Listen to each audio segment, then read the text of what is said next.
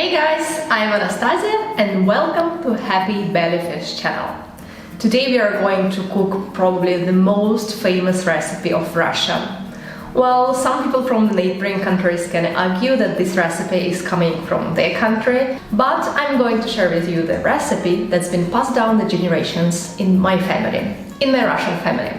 Today, together with you, I'm going to cook borscht, a famous beetroot soup. Traditionally, it's cooked with the meat broth and generally with the use of a lot of meat. But my version is completely vegetarian and in fact it's vegan too. I tried all types of borscht you can imagine in different houses because each house has its own recipe. And I'm very confident to say that the vegetarian version of this soup is really not less tasty than the original one. It's super delicious.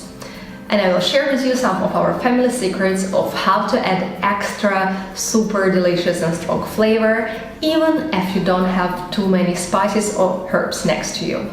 Let's take a look at the basic ingredients.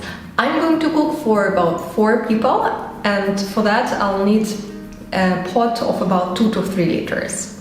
How much vegetables you put inside really depends on your taste. So of course we will need beetroot. So 1 giant beetroot would work just fine for it.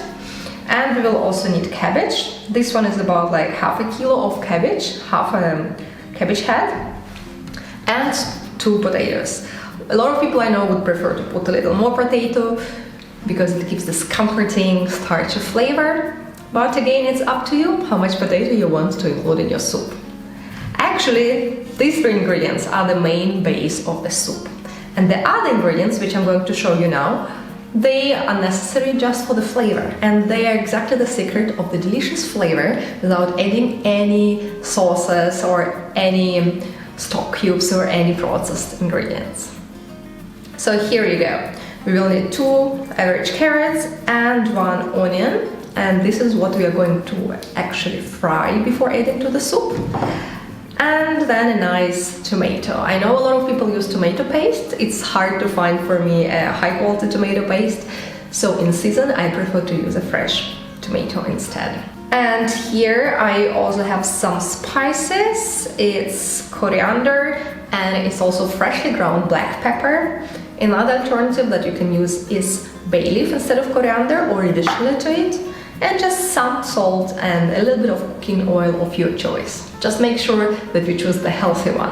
With preparing any type of a soup or a one-pot dish, it's very important what sequence you follow, because depending on the sequence, it will take a lot of time or very little. So to cut the time, first of all, I'm going to cut all my ingredients. I'm going to prepare them. For this recipe, it's best if you have 2 stoves to cook on them at the same time. Then the things will move really fast. While one part of your ingredients is boiling, the other one will be cooked on the pan, which is necessary for its flavor. Let's start with cutting our cabbage. We'll first remove the outer leaves. This hard part you definitely don't want to have in your soup, so we'll cut it out. As a kid I loved to eat it, but then I learned that it's not a healthy thing to do at all. For this job you can also use a food processor. Actually I ended up cutting a little bit less cabbage. I think about 400 grams cabbage is here on this plate, and it will be really enough for my pot. Then I'm just gonna peel and cut our potatoes. I'm using an old style peeler because sometimes it's really much faster. Which shape you cut your potato in, it really doesn't matter. I mean, I'm going to cut into the long pieces. It's kind of how my granny used to make it. This is how we have it here. It's like French fries type of a cut. I really love the carrots to be visible, so I'm going to cut them into circles.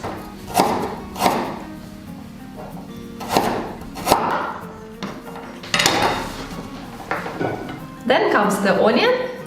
I will cut the onion into really tiny pieces because it shouldn't be much visible.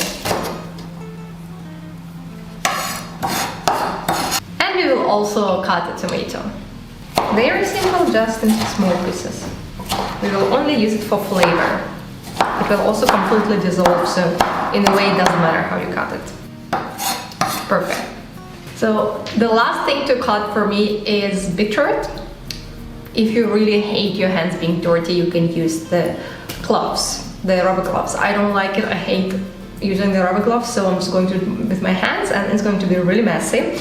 That's why I also have a special dedicated board, because it will turn pink completely, keep it in mind. Peeling a beetroot is never fun. Of course it looks perfect visually when everything is cut uniform, but sometimes it's not possible.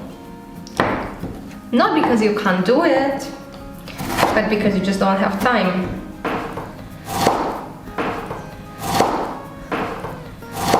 So guys, the first thing that I'm going to do is to actually boil potato and cabbage. If you don't want your cabbage to be too soft, if you want it to be a little bit crunchy, then you have to boil the potato first for maybe at least 5 to 7 minutes and add the cabbage afterwards. I want it to be really soft, so I'm adding them at the same time. While the cabbage and potato are boiling, it will take about 15 to 20 minutes for them to get ready.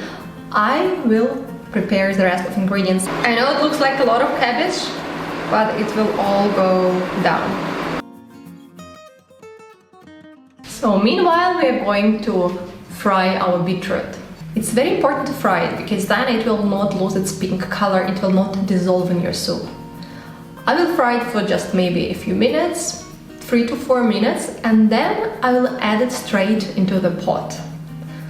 After that, the pot will keep boiling for another 10 minutes, and I will prepare our flavor bulb. Now is the time to fry our carrots and onions and tomatoes together with spices. This is that secret mix that will add a lot of flavor to your borscht. I will fry onions and carrots together at first.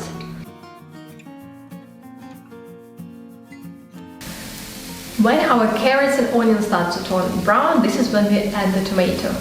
Then we will cook just for another minute or two until the tomato becomes really pulpy. Here you can see that it's becoming really soft and it starts to melt. So now is the time for the spices. We add coriander, as much as you like, a little bit of black ground pepper, it's really strong, my pepper, so I don't want to overdo, and a bit of salt. Then we mix it very nicely and take it off the heat. You can see that it became like a paste, and you will also feel a very tomato-like flavor by the end that your mixture is done.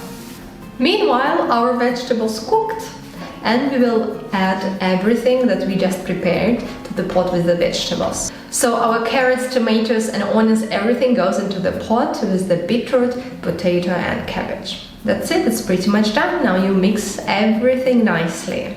I hope you enjoyed this recipe. Now don't forget to click the like and subscribe button, and please do click that bell sign so that you get notification every time our new recipe is on. After a couple of minutes you take it off the stove, cover with a lid, it's super important, and keep aside at least for half an hour. The secret is that the best borscht is the borscht the next day. So this is truly one of those dishes that don't necessarily need to be eaten fresh. It in fact tastes much better the day after it was cooked. There are many ways to serve it. The classic way to serve borscht is with sour cream. You can avoid it and make it a vegan version. It makes it especially delicious if you add some fresh garlic and some fresh dill. Here for garnishing options I do have some fresh dill, which I'm going to sprinkle on top. And don't forget to check happybellyfish.com and our delicious online cooking classes.